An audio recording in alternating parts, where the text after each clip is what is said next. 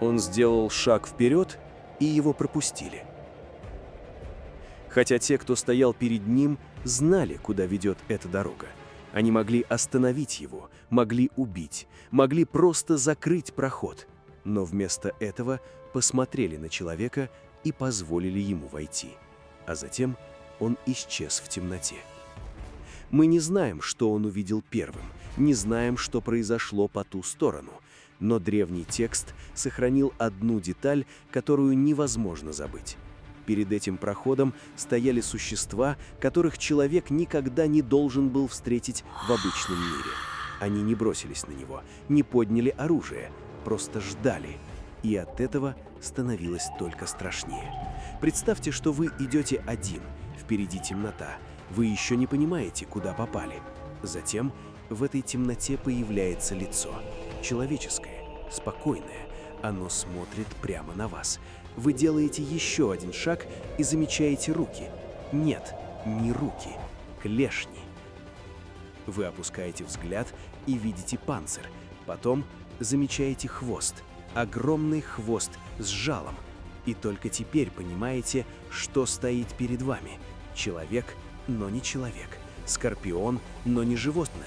Существо, которое может разговаривать, думать и принимать решения. И оно все еще не нападает. Оно ждет, будто именно вы должны решить, что делать дальше. Если любите такие загадки древнего мира, подписывайтесь. Дальше будет еще страннее. Потому что самое интересное в этой истории не то, как выглядело это существо, а место, где оно стояло. Древние месопотамцы знали Скорпиона не по легендам. Он был частью их реального мира. Скорпион прятался под камнями, в песке, в темных трещинах. Его можно было не заметить, не услышать, не увидеть. А затем сделать одно движение, и обычный день превращался в борьбу за жизнь. В этом и была его особая опасность. Скорпион не преследовал человека, человек сам подходил слишком близко. Поэтому его образ идеально подходил для истории о границе, которую нельзя пересекать без последствий. Но древние сделали с этим образом нечто гораздо более странное. Они дали Скорпиону человеческое лицо. И вот здесь все меняется. Перед нами уже не зверь. Существо с человеческим лицом способно понимать того, кто стоит перед ним. Оно может услышать речь, ответить, оценить, решить. А значит, герой встречает не чудовище, которое нужно победить. Он встречает того, кто может решить, пропускать его или нет. В месопотамской традиции эти существа известны как скорпионы-люди. В аккадских текстах встречается название Акрабу-Амелу. Их связывают с горой Машу. И вот здесь история становится гораздо больше, чем рассказ о фантастическом существе. Потому что гора Машу связана с местом, где проходит путь Солнца. Для нас Солнце вечером просто скрывается за горизонтом. Для древнего человека оно исчезало из видимого мира, а утром возвращалось. Между этими двумя моментами существовал невидимый путь. И у этого пути были свои ворота. А рядом с ними стояли скорпионы-люди. Теперь представьте эту картину. Огромная гора, темный проход, дорога, по которой проходит солнце, и существа с человеческими лицами и телами скорпионов, стоящие там, где заканчивается известный человеку мир. Они не похожи на обычную охрану, им не нужна армия, они сами являются границей. И однажды к этой границе приходит человек. Но он пришел не за золотом, не за властью, его привел страх. Он потерял того, кто был ему ближе всех, и впервые понял то, что невозможно победить силой. Однажды каждый человек сталкивается со собственной смертностью. И тогда он решил найти того, кто уже перешел этот предел. Человека, пережившего Великий потоп. Человека, которому досталась тая недоступная остальным. Ради этого знания он отправился туда, куда обычный человек не пошел бы. Его звали Гильгамеш. Теперь первая сцена приобретает смысл. Гильгамеш подходит к скорпиона-людям. Они видят его, он видит их. И вместо битвы происходит разговор. Это одна из самых странных деталей эпоса.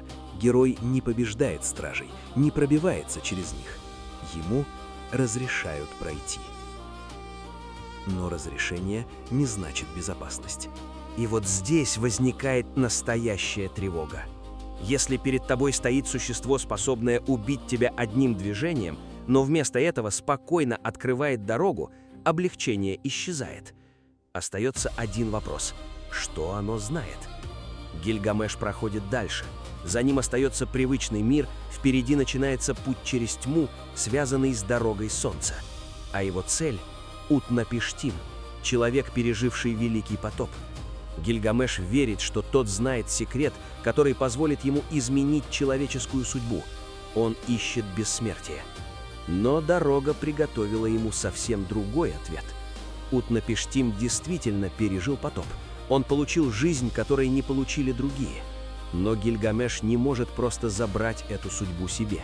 Он узнает историю потопа, получает шанс обрести молодость, но растение, способное вернуть ее, похищает змея. И человек снова остается человеком.